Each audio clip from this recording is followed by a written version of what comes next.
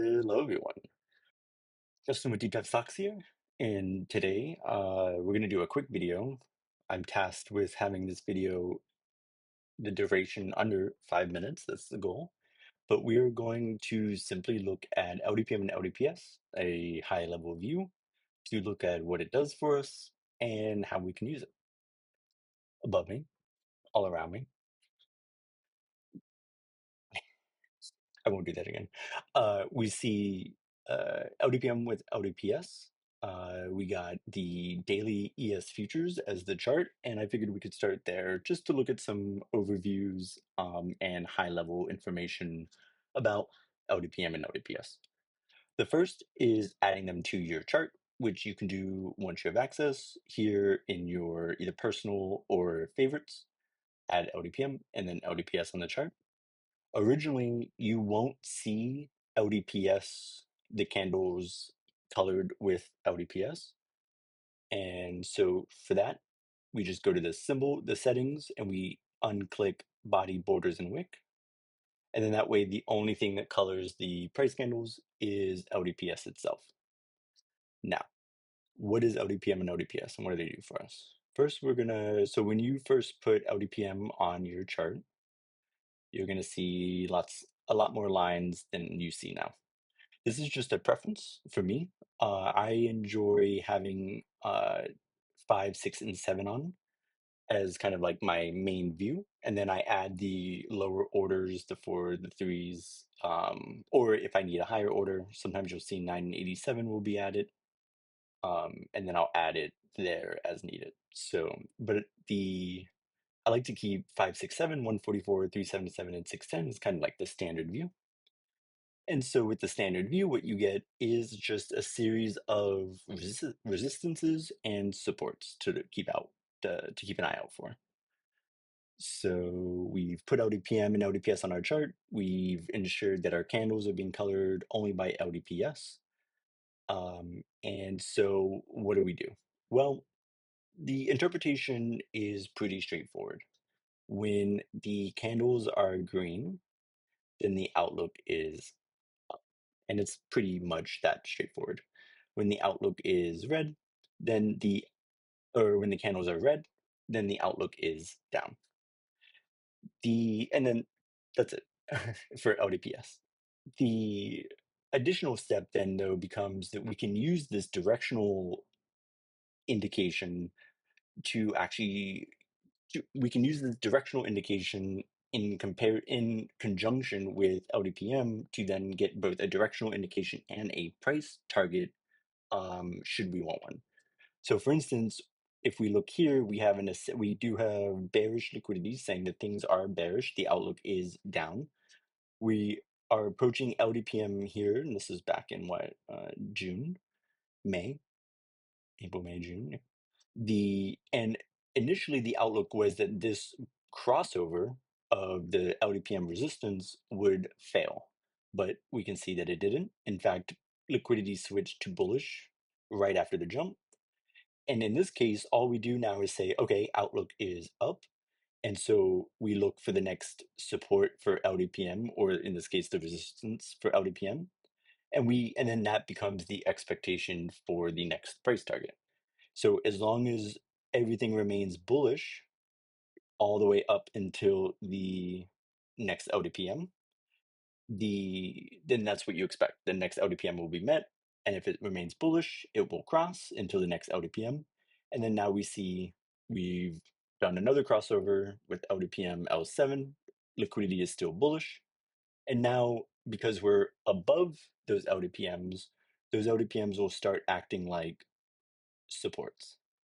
And so we can see that there's been one test of the support, we crossed it, and then there's been a test here earlier in the month, we bounced, and then we're currently testing that support.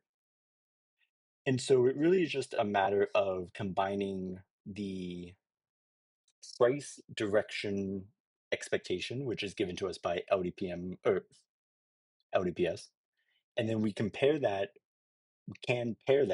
with the supports and the resistances given by LDPM to now have both a price direction and an upcoming target.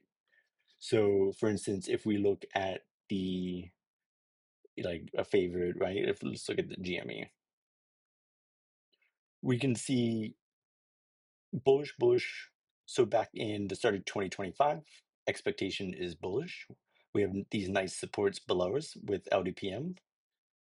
Conditions changed bearish. And so now the expectation is that it is going to fall to meet the next support down, which it did. Conditions remained bearish, so it fell back to the next support. It does seem like we had a little bounce, but notice that bounce is occurring with that bearish liquidity. So it would have been, the expectation would have been that the crossover was going to fail and another test of support was going to come, which is what happened. As the spot fell through there, conditions remained bearish. So we fail our bullish crossover and then we bounce back down to the support at LDPM L7. From there, though, we see that the direction changes. LDPS starts painting the candles green. So now not only do we expect that next bounce because things are bullish, so that means our directional outlook is up, and then it means that our outlook should be the next resistance, the next LDPM resistance. So that's what happened. It got sandwiched here between the next resistance, which it did not overtake at first, but conditions remained bullish, and that's because the candles are green. So as long as the candles are green, as being colored by LDPS, the expectation is that this will ultimately resolve on the upside. We see this breakaway attempt at crossing over LDPM L6, that resistance. It does not, it's unsuccessful, falls back to that LDPM support. But unfortunately, this time we see it falls through that support, and then in a very rapid turn of events, things become bearish. And so now, although this is a huge price gap on the daily, we now, unfortunately, that it's bearish, our outlook is downside. So there's less of a threat that a bounce up against this resistance at LDPM L7 will be a successful one, but rather be rejected, which it's been twice now, as we can see here. And the outlook is down. Current conditions, though, as we see, again, it really just comes back to identifying what LDPS is. So here we see conditions have switched back to bullish. This means that the price is likely going to go up, which means that we should look for the next resistance that might be tested, which again is right here at LDPM L5 at about 2365. And the expectation is that we should meet this. And even if we struggle at first, as long as the bullish liquidity remains, we should break through. And then hopefully that LDPM L7, we might do the same and then break through, and then so on and so forth. And then we kind of just keep froggy hopping up.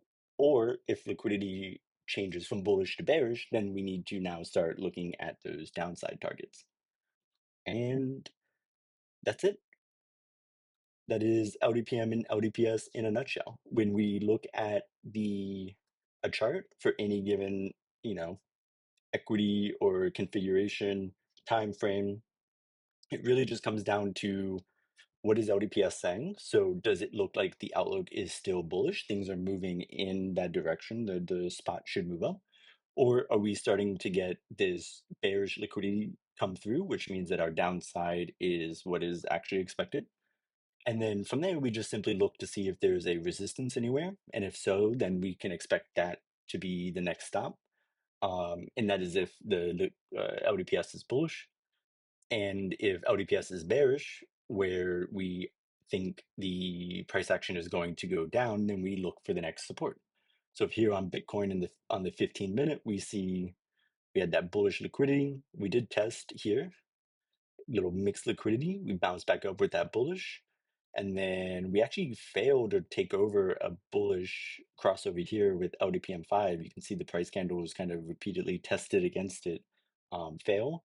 And then on when it failed, though, we see that this bearish liquidity comes back, which means that we're probably not going to get to test the resistance again, but we're likely going to either move through this LDPM L7, or as we see here, we kind of just rode down it, and then it broke through some minutes later down to LDPM L6. A very brief attempt at a bullish crossover, but very quickly smacked down. And since the bars are painted red, the outlook is bearish, so we go down. In this view, we can see, though, that there's no ceiling. And then that's where you can, add additional LDPMs if you want to go deeper into the look. in the one chart we had that green LDPM. That's where that kind of comes from. So if you don't see, if you know LDPS is painting bearish conditions, but you don't see a support with the standard loadout, you can always add one yourself to see if you can identify that liquidity support. And then here we see most recently that bearish liquidity has given way to bullish, and so our outlook is up. We see the two resistances here at LDPM L7 and L6. And as long as that bullish liquidity continues, then we expect it to meet those LDPMs, those resistances, and then ultimately rise above them. And then that's all we need to do. So now the name of the game just becomes watching out for this spot. And as soon as it crosses over these with bullish liquidity, then the name of the game is up until proven otherwise. And, you know, from there, it's just the trader's creativity on how they want to capture that. So that is all for today. I'm trying to keep these videos casual, light, but consistent. So if you like these, if you want more, let me know, and I will be on my best behavior to try to get more out. So till then, I will talk to you guys later, and have a good one. Bye.